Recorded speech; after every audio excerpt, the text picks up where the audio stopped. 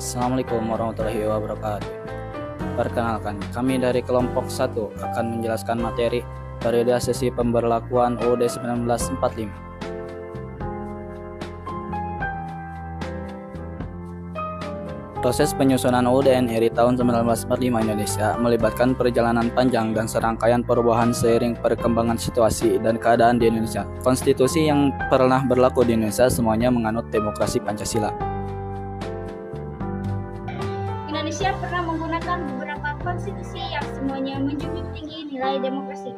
Sejarah pelaksanaan demokrasi di Indonesia, konstitusi pertama yaitu Undang-Undang Dasar 1945 yang berlaku pada tanggal 18 Agustus 1945 sampai tanggal 27 Desember 1949. Konstitusi ini terbagi menjadi 3 bagian.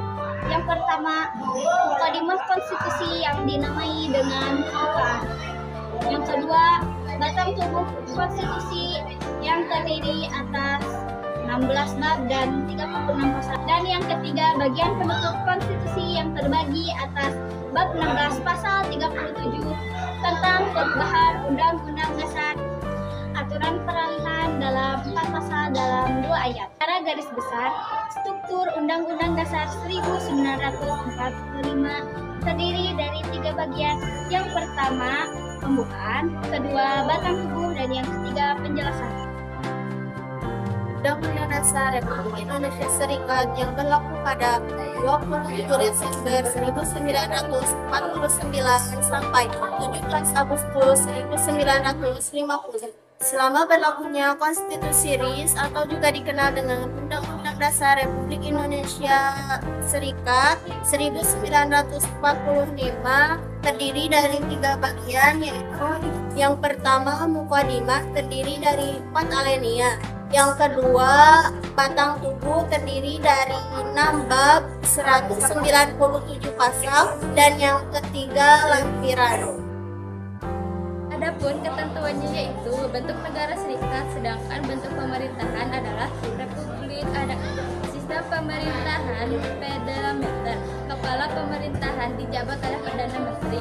Undang-Undang Dasar Republik Indonesia Serikat 1945 menjadi landasan hukum dalam sistem federal yang menggabungkan beberapa negara satuan seperti Sumatera, Jawa, Madura, dan sebagian Kalimantan. Namun, sistem federal ini tidak berlangsung lama karena adanya perubahan politik dan dinamika yang mengakibatkan perubahan Undang-Undang Dasar Republik Indonesia Serikat 1945 menjadi Undang-Undang Dasar Negara Republik Indonesia Serikat 1945 pada tanggal 17 Agustus 1950.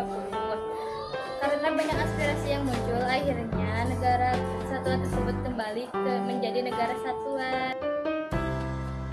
Konstitusi yang berlaku ketiga di Indonesia yaitu Undang-Undang Dasar Sementara atau UUDS 1950 yang berlaku pada tanggal 17 Agustus 1950 sampai 5 Juli 1959. Sistem ketiga dari UUDS 1950 terdiri atas 3 bagian. Yang pertama, Mukadimah yang terdiri atas 4 alinea. Kedua, batang tubuh yang terdiri atas 6 bab dan 146 pasal.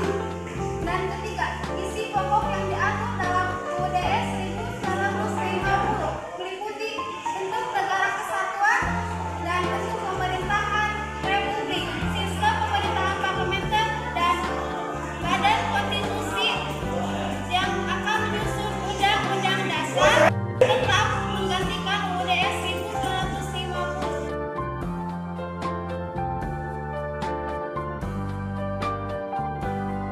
Akan tetapi, pada masa berlakunya UUD 1945 justru terjadi gejolak yang membuat kondisi politik tidak stabil. Pada periode 1950 dan 1959 tercatat sudah 7 kali terjadi pergantian kabinet yang menyebabkan ketidakpuasan pemerintah daerah. Harusnya menyusun undang-undang permanen juga gagal menjalankan tugasnya, sehingga keluarlah dekret presiden pada 5 Juli 1959 yang berisi yaitu membubarkan Badan Konstitusi, menetapkan berlakunya kembali UUD 1945 dan tidak berlakunya UUDS 1950. dan pembentukan MPRS dan DPAS. 4. Undang-Undang Dasar Negara Republik Indonesia tahun 1945 yang berlaku dari 5 Juli 1959 sampai 19 Oktober 1999. Sulitnya konstitusi dalam membuat rancangan konstitusi menambah situasi politik yang tidak stabil, sehingga pemerintah berupaya kembali ke Undang-Undang Dasar Negara Republik Indonesia tahun 1945. Pada 22 April 1959, Presiden menyampaikan arahan kepada sidang konstitusi yang menganjurkan agar kepala negara dan pemerintah kembali ke Undang-Undang Dasar Negara Republik Indonesia tahun 1945 tanpa melalui proses amandemen, dengan 4 alasan yang diajukan sebagai berikut.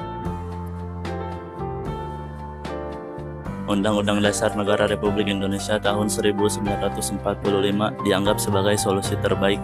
Undang-Undang Dasar Negara Republik Indonesia tahun 1945 memiliki makna simbolik yang efektif sebagai konstitusi yang berakar pada kebudayaan Indonesia dan mencerminkan ideologi Indonesia yang struktur organisasi negara yang diatur oleh Undang-Undang Dasar Negara Republik Indonesia tahun 1945 dianggap akan memperlancar jalannya pemerintahan yang efektif. Kembali ke Undang-Undang Dasar Negara Republik Indonesia tahun 1945 dianggap sepenuhnya sesuai dengan hukum yang berlaku. Terima kasih telah menonton presentasi dari kelompok 1 sampai akhir. Semoga videonya bermanfaat. Sekian dan terima kasih. Wassalamualaikum warahmatullahi wabarakatuh.